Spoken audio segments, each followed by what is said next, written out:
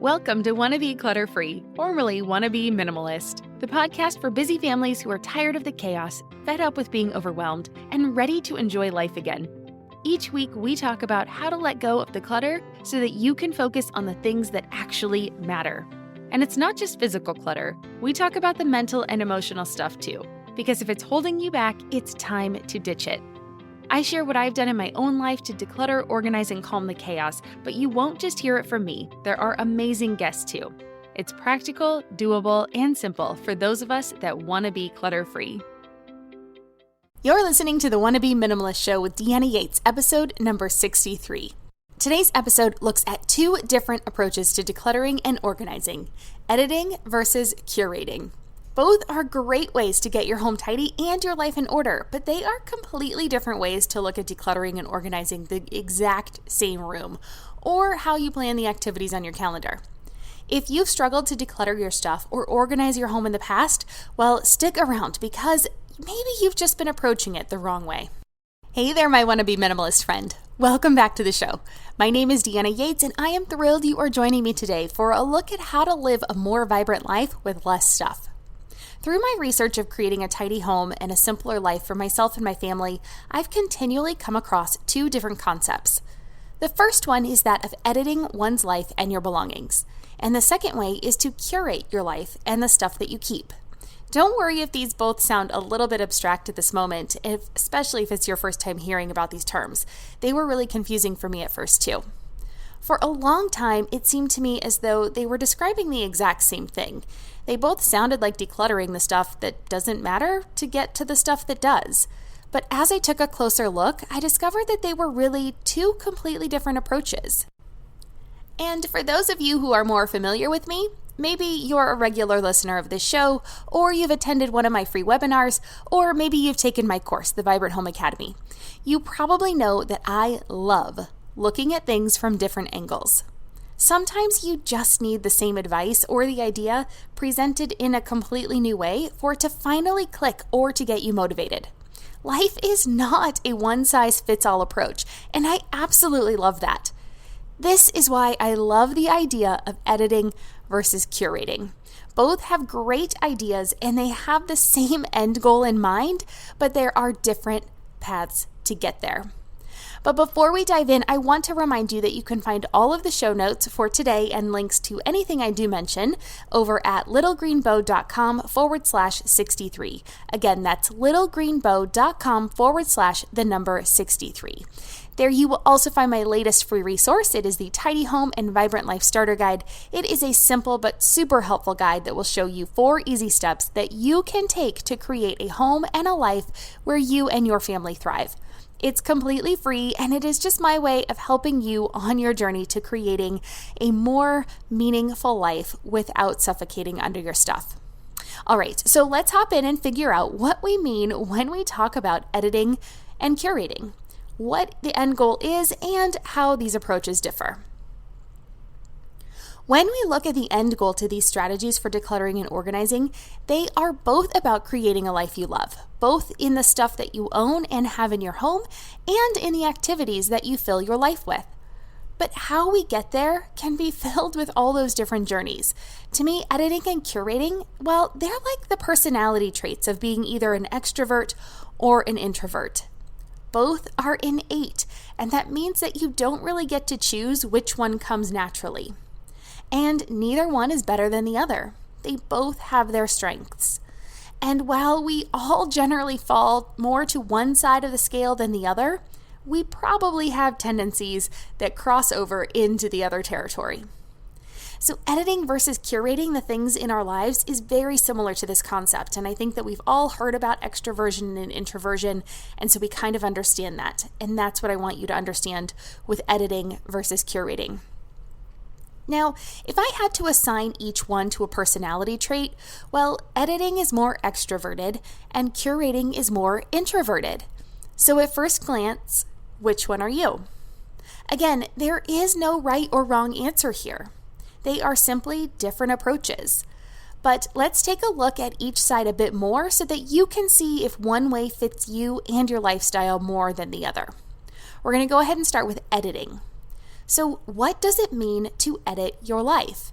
Well, editing is the act of taking away. So, as the dictionary states, to edit is to remove the unnecessary or inappropriate and to alter, adapt, or refine, especially to bring about conformity to a standard or to suit a particular purpose. So, with editing, you start with everything and then you remove items until you feel there is a good balance or you feel like your home is cozy and comfortable. When I think of editing, one of the first things that comes to mind, for me at least, is editing a movie. After all, they give awards for this, and editors can make or break a film. With movies, directors shoot a lot of footage, and then a professional editor comes in and cuts out the unnecessary parts to make the story flow and create a better movie in the end. With a podcast like this one, I cut out the bloopers or mistakes. I try to cut out most of the ums and those awkward pauses. I want the material that I'm discussing to shine through and not get overwhelmed by additional noise. In this sense, editing probably sounds most closely related to decluttering. It is the removal of things from a space or that whittling down. So on the opposite end of that spectrum, you're going to find curating. Now, of course, when you hear the word curating, you probably associate it most with a museum and the curation of art or artifacts on display. And this is similar to how you can think of curating relating to your own life. The definition of curate is to select, organize, and present things, typically using professional or expert knowledge. Well, aren't we all the experts in our own lives? So curating is to carefully select the items that get to stay in our homes and lives. Let's relate them back to the personality types that we're all familiar with. It turns out that extroversion and introversion are not really about how outgoing or shy we are. The differences are more about where we get our energy from. So personally, I am more extroverted, so my energy comes more from others than from quiet introspection. When I need to get pumped up, I tend to go outside and get around more people. Just a positive vibe and buzz in a coffee shop can really lift my spirits. I don't even have to talk to anyone, although a friendly chat with another human always fills up my energy meter. My husband, on the other hand, is more introverted, so he needs time to think and process on his own in order to build up his energy reserves. Thankfully, we learned this lesson early on in our marriage so that we didn't have to spend too many years annoying each other with our opposite approaches. So in this way, editing is like extroversion in that you start with a lot. Yes, you might feel slightly overwhelmed at first, but you don't want to miss out on anything. You want to see it all and have all of your options available to you. The KonMari method, where you gather all of your items in a like category, is great for editors. This way you get to see everything you have in each room or for each use, and it's easier for you to selectively edit out the things that are not needed. Once you see how much you have, you can select out your favorites, and you can let go of the things that are duplicates or that feel like an abundance or an excess. That works for editors and extroverts. On the opposite side of the spectrum, you have curating. Now, this is like introversion in that it is a way more deliberate approach. There is quiet introspection and there is time spent thinking about what is really desired in life. Curating starts with a blank slate and then only adds back in what is necessary. So the packing party idea from the minimalists works really well with this concept. With this approach, you pack up all the items in each room and you leave them boxed up until you need them. Then after a certain period of time, usually 3 to 6 months, you can donate the items that are still boxed up because you didn't really need them to function in your everyday life. Now that you have a better idea of what it means to edit and curate, let's look at some categories of things in your home and life and how each approach differs. First, let's look at the things you own. We talked about this a bit already, but I think it is worth repeating because this is one of the most common areas people tend to edit or curate incorrectly. If you've struggled to declutter in the past, perhaps you should try the opposite approach in one room just to see if it gets easier.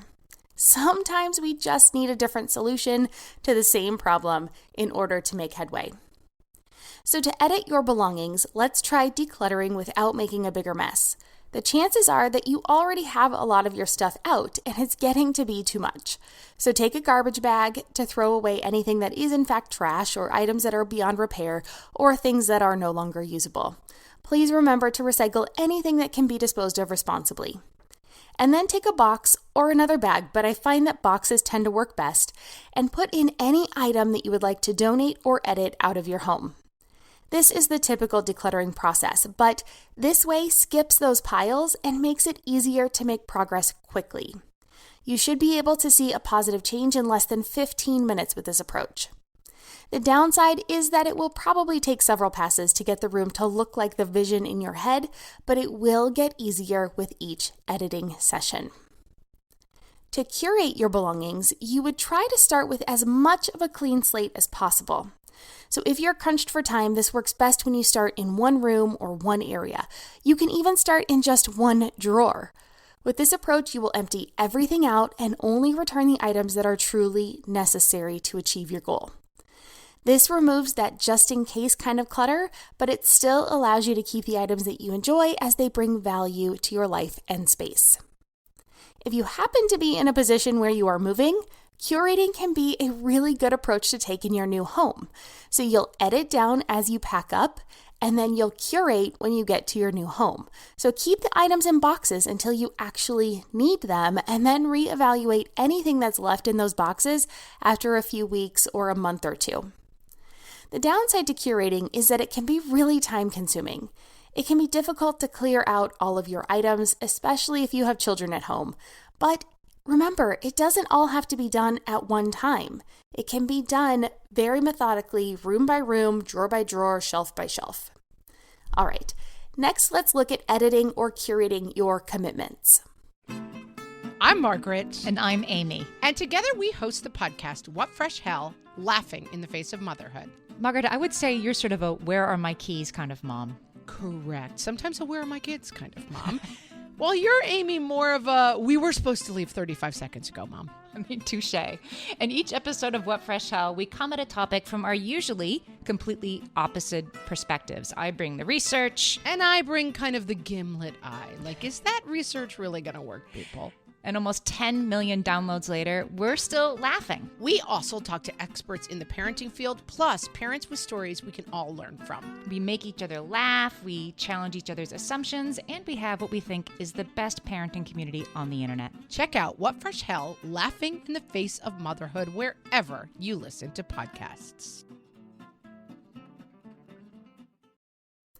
Most of us tend to take on a lot of recurring tasks in our lives. We start something one time and then it just ends up becoming part of our routine or staying on our calendar without us giving it much thought or examination. And we really need to look back at these things. Maybe you've become the expected room parent at school, or you head up a bake sale every year in your community, or you run an online forum because you've been doing it for years.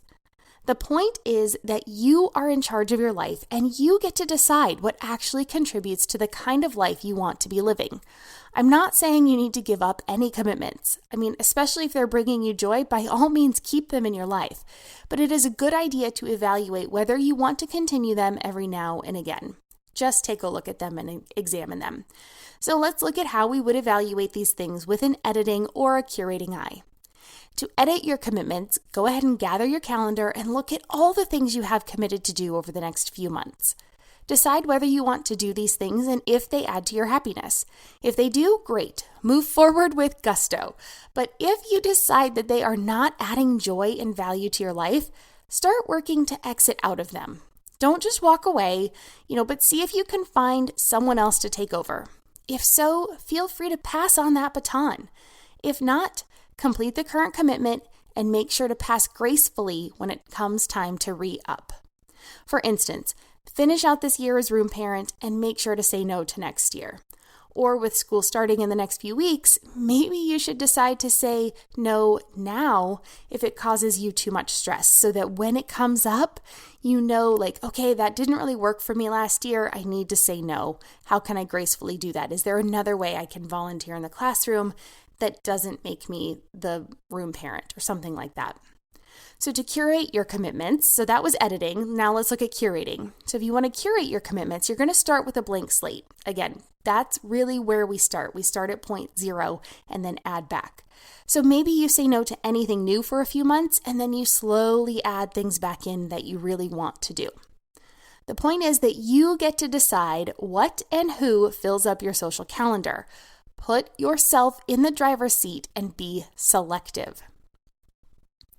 Next, we are going to talk about editing or curating your child's commitments. Okay, so maybe your social calendar is not the problem. Maybe it's taken a backseat to your kids and their never-ending cycle of sports, lessons, play dates, and extracurriculars. To edit your child's activities, I recommend you ask your child what their least favorite activity is. Perhaps you can delete that activity from your calendars if it's one that neither you nor your child are really excited about, and then you are free to, you can free up that time. To curate your child's activities, I recommend asking your child what their favorite activity is, and then just signing up for that one activity for one season. And then see if slowing down and doing less makes your family happier, and then adjust going forward. Again, none of this stuff has to be permanent. It's all an experiment in life to make sure that we're actually finding the things that make us and our children and our families the happiest. Okay, so fourth, I want you to edit or curate your hobbies. Now, this one is a struggle for a lot of my readers and listeners, and I totally get it. I'm super creative too, so it can be really hard to whittle these down. To be honest, I've tried several different hobbies in my life, but I've been sure to cut loose the ones that don't stick, and I try to commit more to the ones that do. So to edit your hobbies, I want you to choose one to eliminate. Remember, it doesn't have to be forever. So if you're not sure, go ahead and keep the items that you need to actually do that hobby. I'm talking things like quilting supplies or leather jewelry making or canning. Go ahead and pack away those supplies while you decide if this is a hobby that you want to continue doing or if you really are ready to cut it out. So then I want you to cut that hobby out for a while. Pick a few months, or just a few weeks. I don't know how often you do your hobbies, so it's going to be very personal for the amount of time that you need to cut it out to see if it's actually making you happy or not. But then in a few months, go ahead and check back in and see if you are happier or if you missed it. If you're happier, well, that's your green light to go ahead and let that hobby go. And then you can also declutter all of those things that are associated with it. If you've missed it, well, then you know that you need to welcome that hobby back into your life and then go ahead and try eliminating a different one. On the flip side, the curating approach would be to eliminate all but 1 or 2 hobbies. Go ahead and deep dive into those and then see if you missed the others. Adjust as necessary, but give yourself some time to evaluate. Don't just go all in 1 week and then change it up the next.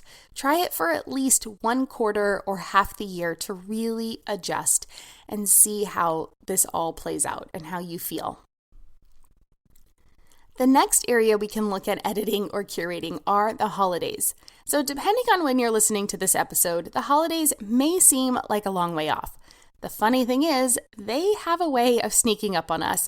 And while the holiday season is a wonderful time of year, it's also one of the most stressful, at least for all the moms I know.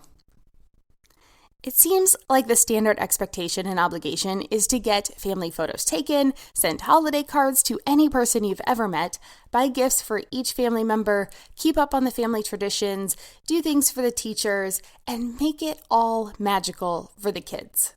It's no wonder that so many families go into debt and feel stressed out at this time of year. But what if you did things just a little bit differently? Perhaps you can edit the holidays by cutting out one tradition that doesn't contribute to your family's happiness. Maybe you can edit down your gift list and do a secret Santa exchange with your family instead. Perhaps you can edit out the things coming into your home this holiday season and do experience gifts instead of physical items. The curating approach would be to ask your family what traditions they want to keep and skip the ones that don't make the list. Or maybe you can implement the 4 gift idea for your children and get them one thing they want, one thing they need, one place to go, and one thing to read. That way you have a framework for gifts to give, but can curate for things and experiences that are more meaningful. And finally, I want to talk about editing or curating your vision for the future. Now, this is not about limiting your potential. It's quite the opposite, really, I promise. I want you to dream big. I want you to make crazy goals, and I want you to live the most vibrant life that you can imagine. But that does not come easily, and it is not possible when you are spread too thin. Remember, you can do anything you want, but you can't do everything. That's why it's so important to understand what you really want out of life. So spend some time thinking about the life that you want to live. What do you want life to look like next year, in 5 years, in 10 years? When do you hope to retire? Where do you want to live? What does a vibrant life mean for you? What's an ideal day like? What's your home like? These are deeply personal questions that only you can answer for yourself and for your family. It's hard to shake what society says that you should want and the things you need to be happy, but your definition may be different. That's okay. In fact, it's great. If you know what you really want out of life, it is much, much easier to get it. To edit your vision of the future, figure out some of the things that are not leading to the ultimate life that you want to be living, and then cut them out. This will give you more room for the things that will get you closer to your goals faster. Maybe you cut out mindlessly scrolling social media and you fill the time with reading a book instead. Or perhaps you cut out your habit of grabbing dinner on the way home and prepare a crock-pot meal in the morning so that you can save money for your future. To curate your vision of the future, I want you to go back to that blank slate one more time. If you could start over or start from scratch, what would you do or focus on? Then look at your daily and weekly habits and keep the ones that drive you and your family toward that curated vision of your future. Remember, you are in the driver's seat of your life. You can make the difference between actually reaching your goals and just daydreaming about them. I'm not saying it's going to be easy, but it is definitely worth it. I hope you liked today's episode, and if you want to continue the conversation, I invite you to come on over and share in the Wannabe Minimalist Family community on Facebook. The group is completely free. It's wonderful to meet other like-minded people and ask questions of others who have been there before or find others that are in a similar place on their journeys. Come on over, introduce yourself, share your thoughts, and let us know if there is something that we can help you with. I'd love to know what you think about this idea of editing and curating your belongings, your commitments, and your habits. Are you more of an editor or a curator? If you're on board, let me know what you're planning to edit or curate first. You can mention it in the Wannabe Minimalist Family group, or you can tag me on Instagram. I'm little.green.bow, or you can use the hashtag Wannabe Minimalist Family. I'm excited to hear from you and offer encouragement on your journey toward less stuff, more happiness, and a vibrant life that you and your family deserve. And don't forget, if you would like to get your free copy of the Vibrant Home and Life Starter Guide, you can grab it in all of the show notes for today's episode at littlegreenbow.com/63. Once again, you can get the show notes for today on my website at littlegreenbow.com/63. That just about wraps it up for today's episode, but before I go, I do want to take a minute to thank you for listening to this podcast. I appreciate that you choose to spend some of your time with me, and I hope that the information I provide is helpful and inspiring and encourages you on your journey. And if you enjoyed today's episode and have not done so already, please be sure to subscribe to be notified of new episodes wherever you prefer to listen to podcasts. And also leave a review so more people can find us and discover the benefits of a minimalist lifestyle for themselves and their families. With summer winding down and school starting back up next week, I will be able to get back into my weekly posting schedule again, and I am excited to have more guest episodes as well. If you have anyone you'd like me to feature as a guest on this show, reach out and let me know. You can tag me on social media, or you can send me an email at deanna@littlegreenbow.com. I'll spell that out for you just in case. It's DEANNA at littlegreenbow.com. All right, cheers, and I will catch you here next week.